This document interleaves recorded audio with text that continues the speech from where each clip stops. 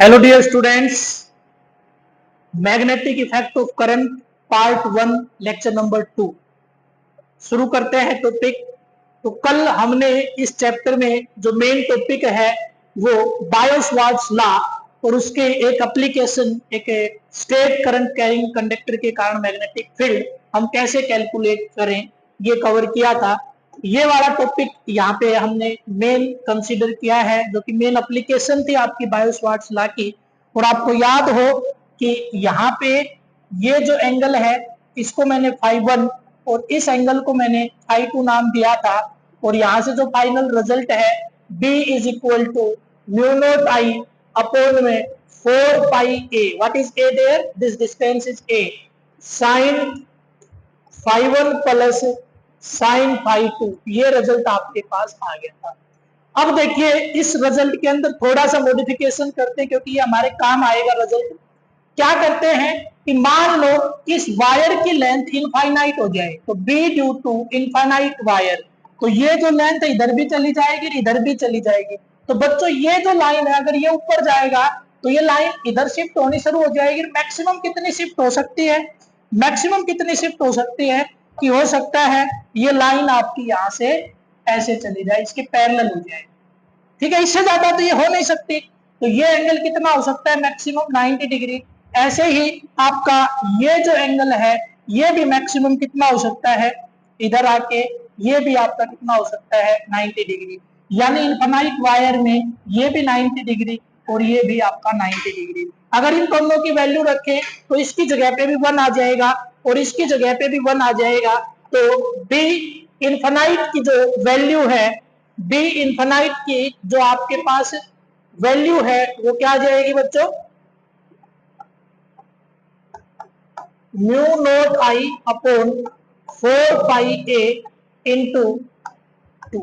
अब इस 2 से ये 2 आपका कैंसिल और b due to infinite wire is equal to mu not I upon में 2 पाई ए। ये आपके पास बच्चों रिजल्ट आ जाएगा। ये रिजल्ट हमारे बड़े काम का है।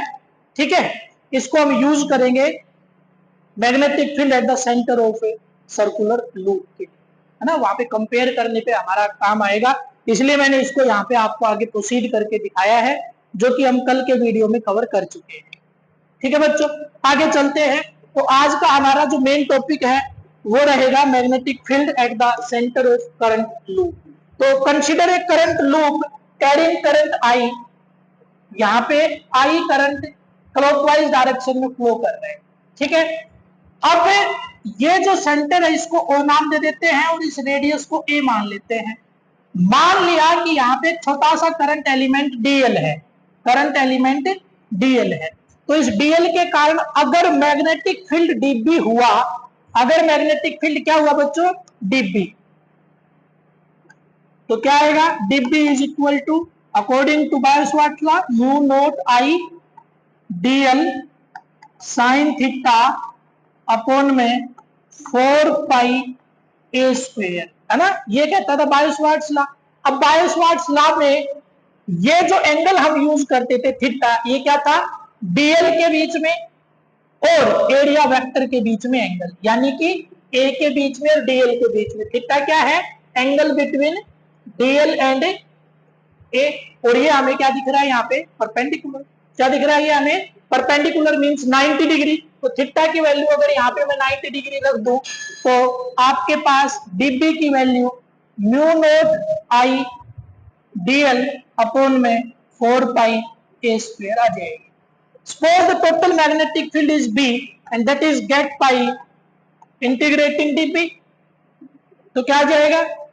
म्यू नॉट आई अपॉन में 4 pi a square. This whole term is constant, क्योंकि डीएल को अगर मैं ऐड कर करके आगे बढ़ूंगा तो इनमें से कोई भी चीज चेंज होने वाली नहीं है, केवल डी की वैल्यू, डीएल की वैल्यू चेंज होती जाएगी। तो इंटीग्रेशन ऑफ डीएल कर देता हूं। अब डीएल मैक्सिमम कितना हो सकता है? जोड़ते जाएं तो कितना हो सकता है? सर्कल के सरकमफ्रेंस के बराबर हो सकता है। तो क्या आ जाएगा बच्चों? म्यू नॉट आई अपॉन में 4 pi a square into circumference of the circle, that is 2 pi a there. तो यहाँ पे पाई से पाई कैंसिल, 2 से आपका 2 आ गया, ए स्क्वायर से ए कैंसिल। तो आपके पास यहाँ पे जो रिजल्ट है B is equal to mu not I upon में 2a आ गया है। याद है बच्चों, अभी थोड़ी देर पहले मैं आपको एक रिजल्ट ड्राइव करके दिखा के आया था कि b due to infinite wire क्या आया था, म्यू नोट आई अपॉन में 2 पाई a। याद है ना, इसलिए मैंने कहा था कि दोनों कंपेयर करके देखेंगे कि दोनों में क्या डिफरेंस है, केवल और केवल पाई का। फॉर्मूलाज दोनों क्या है, सेम। तो ये आ गया b due to circle, b due to circle. तो अब आगे देखें कि सेमी सर्कल के लिए और क्वाड्रेंट सर्कल के लिए ये रिजल्ट क्या होना चाहिए। तो बच्चों सेमी सर्कल में क्या होना चाहिए, b of semi circle is equal to 1/2 of d of circle. तो b due to semi circle is equal to 1/2 और b ड्यू टू सर्कल क्या निकाल के आए अभी आप, म्यू नोट आई अपॉन में 2a। Means b due to circle आपके पास क्या आ गया है, b due to semi circle क्या आ गया है आपके पास, 1/4 mu naught I into a. ये आपके पास b ड्यू टू सर्कल आ गया है। तो ऐसे ही b due to quadrant circle की अगर मैं बात करूं तो क्या आएगा, 1/4 ऑफ d ऑफ सर्कल। तो अगर हम देखें कि b due to quadrant circle तो क्या आना चाहिए बच्चों, म्यू नोट आई अपॉन में, इसको किससे मल्टीप्लाई कर दो, 4 से, तो कितना आ जाएगा आपका 8a। क्या आ जाएगा आपका 8a, ये आ जाएगा क्वाड्रेंट सर्कल, है ना, बड़ा इंपॉर्टेंट है ना, बहुत ज्यादा यूज होने वाला है। चलो आइए, जो सर्कल है उसका कोई बेसिक सा फॉर्मूला बताएं कि चलो ठीक है सेमी सर्कल आ गया तो कर देंगे, क्वाड्रेंट सर्कल आ गया तो कर देंगे, अगर एंगल 30 डिग्री आ गया तो, साइन थीटा में थीटा की वैल्यू 30 डिग्री आ गई तो, 60 डिग्री आ गई तो, या फिर आपका ना क्वाड्रेंट है ना सेमी सर्कल है, कुछ और ही आ गया, ये जो एंगल है ये कुछ और ही आ गया तो क्या करें। तो बच्चों मैं मान के चलता हूं suppose this angle is alpha, क्या है ये एंगल अल्फा। तो इसके लिए अगर मैं डेरिवेशन करूं तो यहाँ पे क्या लेना पड़ेगा मेरे को, डीएल करंट एलिमेंट। मान लो करंट आई यहाँ पे फ्लो कर रहा है आपका इस डायरेक्शन में, तो इसके कारण जो मैग्नेटिक फील्ड है वो क्या आएगा, dp is equal to mu naught I dl sine theta upon में 4 पाई a का स्क्वायर। ये जो थीटा है ये क्या है, यहाँ पे dl के बीच में, और इसका अगर रेडियस में a मान लूं, इसका रेडियस में a मान लूं, तो इस a और dl के बीच में एंगल ये यहाँ पे कितना है बच्चों, 90 डिग्री है। तो dp की वैल्यू आपके पास mu naught I dl upon में 4 पाई a स्क्वायर आ गया। ठीक है, अब देखो अगर मैं इसका इंटीग्रेशन कर दूं तो यहाँ पे ये जो लेंथ मैं कंसीडर करता हूं, ये जो ये वाली जो लेंथ है ये वाली, अगर ये L हो जाए तो B is equal to integration of dB, और इंटीग्रेशन करूंगा तो ये सारी टर्म जो है ये तो कांस्टेंट है, केवल dl का करना है, dl की वैल्यू मैंने क्या ले ली L। तो इंटीग्रेशन के बाद जो फाइनल रिजल्ट आया वो आ गया mu naught I into L upon में 4 पाई a स्क्वायर। ये अपने पास रिजल्ट आया, है ना, ये अपने पास रिजल्ट आया। अब क्या करें, अब मेरे को तो एंगल की टर्म में चाहिए, तो क्यों ना मैं अल्फा को डिफाइन कर लूं यहाँ पे। तो alpha that is angle, angle क्या होता है बच्चों, आर्क लेंथ अपॉन में रेडियस। तो यहाँ पे जो आर्क लेंथ है वो आपकी है L और रेडियस कितना है a। तो बच्चों यहाँ से आ गया alpha is equal to L by a। तो मेरे को तो ये L की टर्म यहाँ से गायब करनी है, तो L की जगह पे क्या रख दूं बच्चों, अल्फा a। क्या रख दूं, अल्फा a।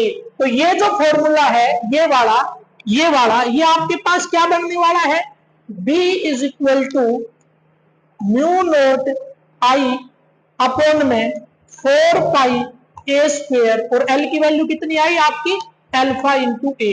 अब इस a स्क्वायर से ये a क्या हो गया, कैंसिल, और B is equal to mu naught I upon में 4 पाई a और इंटू अल्फा। ये आपके पास रिजल्ट आ गया है।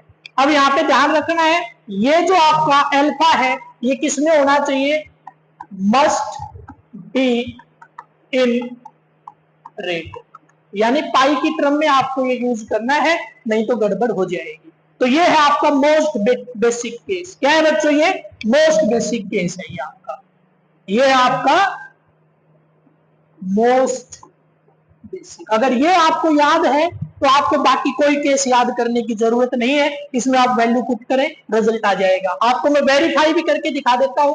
सेमी सर्कल के लिए अल्फा की वैल्यू क्या होगी, पाई के बराबर। क्या होगी बच्चों, पाई के बराबर। तो फॉर्मूला उठाए वहां से, b is equal to mu naught I upon में 4 पाई ए और इंटू अल्फा, और अल्फा की जगह क्या रखना है बच्चों, यहाँ पे पाई।